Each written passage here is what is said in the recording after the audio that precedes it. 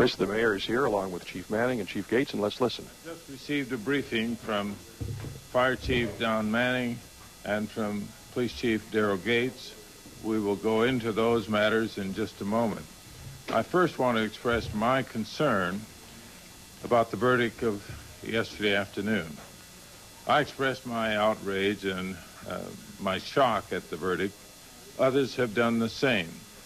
We invite people to let their feelings come out. I think that's a very good way of sort of getting a release that you should have. But that kind of expression ought to be verbal. That's what I said yesterday, I say again today. We cannot and we will not tolerate any violence as a means of expressing anger or concern about the verdict. So let's put that apart from what we're dealing with today. We are going to enforce the law. We are going to have adequate resources from every level of government to deal with that matter. To the law-abiding citizens of this community, you deserve the protection. You deserve the security to walk the streets, to drive the streets, or to be safe in your homes or your shops or your stores. There were far too many involved last night in the fires and the vandalism and the looting that took place, who were there for motives, I believe, primarily one of taking advantage of a situation. Yes, they saw law-abiding citizens expressing their anger at the verdict, and they chose as an opportunity to steal, to loot, to vandalize, and indeed to kill. That we cannot and will not tolerate.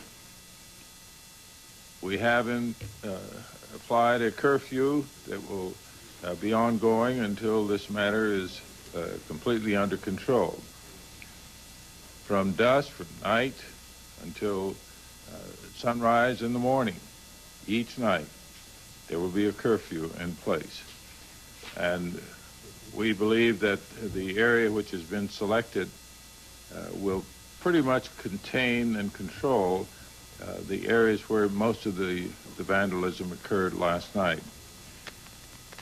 We are going to forbid the sale of ammunition or gasoline except for placing it directly into your gas tank of your car. We're pleased with the kind of response we've had from every level of government. I spoke this morning with President Bush, told him that I thought that this community needs some assurance that every legal effort was going to be made to ensure that any violations were properly reviewed and, if necessary, prosecuted. The Justice Department pledged to me last night when I talked with Lourdes Baird, the U.S. Attorney in this area, that they would reactivate their investigation. She said it is customary that when there's a dual track with the local jurisdiction filing a criminal action, they sort of retreat, step back, and observe. Once that criminal case is over, they reactivate their investigation. That was done yesterday afternoon after the verdict came in. President Bush this morning reiterated the same thing. He said he was sitting in a group of, among a group of his cabinet, including Attorney General Barr, that the Attorney General had already initiated or reactivated their investigation. So to assure you that this track is being followed, we're pleased that the President and Attorney General Barr and Lourdes Baird have concurred in what action they will take. We have also been able to get from the President his assurance that Small Business Administration will be prepared to, as quickly as possible, expedite applications and issuance of funds to those businesses that were damaged in the course of the riot last night and any that may occur hereafter. We have had wonderful response from the state. Governor Wilson last night called and promised to do whatever was necessary. We called her back to tell him that we needed some law enforcement assistance.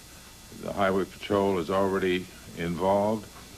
The National Guard has been dispatched, and they will be involved this afternoon.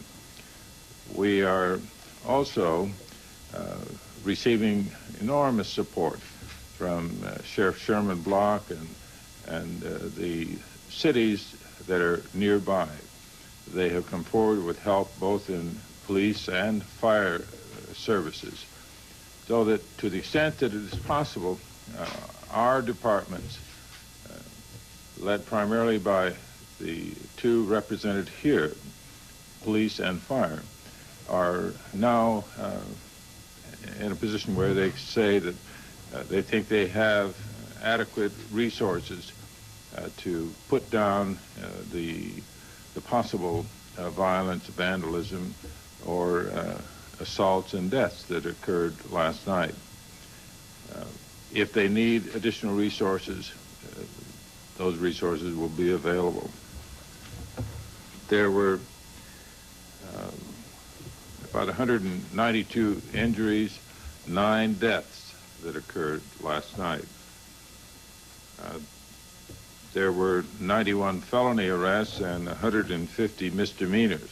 That was as of the last report that the chief received. There may be more by now. I think that those figures indicate to you we are going to be very vigorous and active in the enforcement of the law. And anybody out there who believes that they can take advantage of this situation and create havoc for the law-abiding people of this community, we want to put you on notice. We're going to be out to arrest you. We intend to maintain control for the peace and security of all of the citizens of this community.